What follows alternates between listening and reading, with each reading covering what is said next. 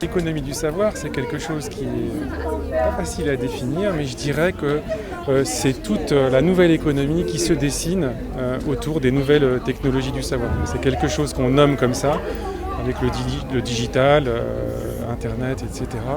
Bon, j'en ai une définition volontairement très large, mais voilà, c'est tout ce qui est aujourd'hui important, qui fait de la productivité dans le monde d'aujourd'hui et d'une manière ou d'une autre liée au savoir. On est passé d'une société qui était liée à la technologie industrielle à une société qui est vraiment basée sur le savoir.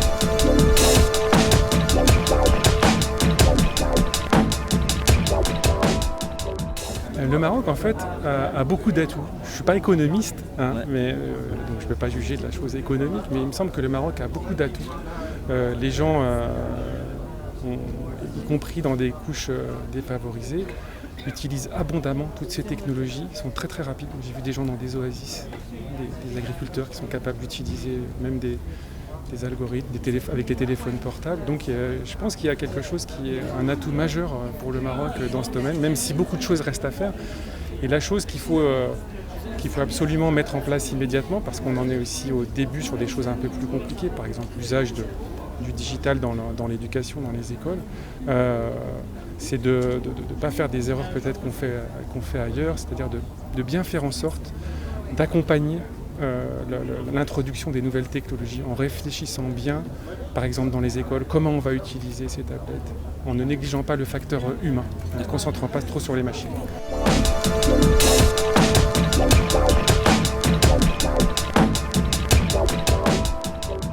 À mon avis, c'est beaucoup plus large, vous avez raison. Le digital n'est qu'un des outils parmi d'autres. Certains restent à inventer dans une économie du savoir. Et bien sûr, le digital le démultiplie. Il peut aussi le freiner parce que, par exemple, le développement de l'information fait que sur Internet, il y a beaucoup de choses fausses qui se propagent. Il peut y avoir une défiance à l'égard de la science aussi qui se propage.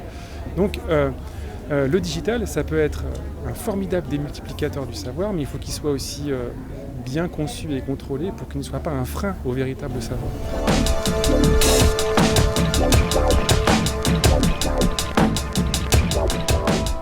L'économie du savoir a 4 piliers. Le premier, c'est le régime économique et institutionnel, c'est-à-dire un régime qui encourage l'entrepreneuriat. Le deuxième pilier, c'est tout ce qui est innovation. C'est comment l'innovation touche à tous les secteurs, c'est-à-dire que ce soit le gouvernement électronique, l'interaction citoyen avec le gouvernement, l'interaction citoyen-entreprise, etc. Le troisième pilier, c'est tout ce qui est infrastructure de technologie d'information, c'est-à-dire les télécoms, l'accès à l'Internet, la facilité de pouvoir utiliser la technologie. Et le quatrième pilier, c'est tout ce qui est éducation et compétences. Il faut inculquer à bas âge cette économie du savoir. C'est que les enfants, à bas âge, doivent apprendre à coder, par exemple. Doivent utiliser tout ce qui est ce qu'on appelle STEAM, Science, Technology, Engineering, Arts and Mathematics. C'est ce qui va produire des jeunes qui seront prêts à l'économie du savoir. D'accord.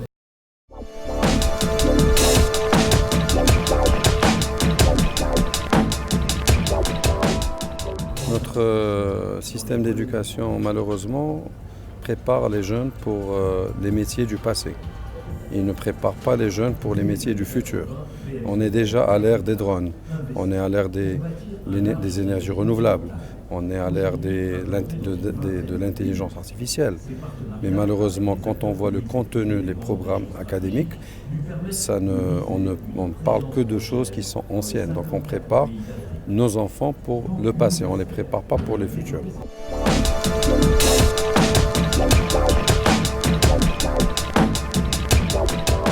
En tant que directeur d'école, c'est comment on peut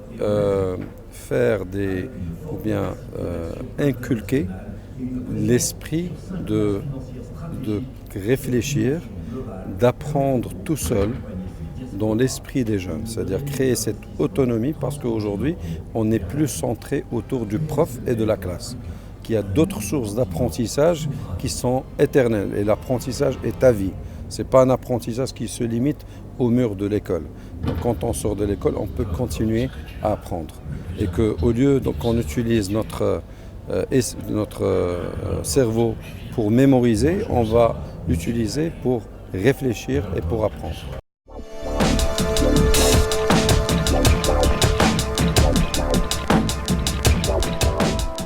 Quand j'ai dit tout à l'heure STEAM, Science, Technology, Engineering, Arts and Mathematics, j'ai parlé de l'art, donc l'art aussi est inclus. L'économie du savoir, c'est pour moi, ou l'école du savoir, c'est l'école qui va apprendre à l'enfant à être plus intelligent que le robot et l'ordinateur. Parce que si on va utiliser que la mémoire pour mémoriser des choses, on n'a pas besoin d'être humain. On peut mettre tout ça dans un ordinateur. Mais l'être humain doit être supérieur et la nouvelle génération doit être supérieure aux ordinateurs. Donc il doit faire des choses que le robot ne peut pas faire. Le robot ne peut pas s'adapter. Le robot doit être reprogrammé pour faire autre chose. Alors que l'être humain est plus intelligent, il est plus créatif. On doit inculquer la créativité et la réflexion dans la tête de nos enfants. Et c'est pour ça qu'on a besoin d'art, on a besoin de philosophie, on a besoin de concepts de créativité et qui va sortir une nouvelle génération des jeunes.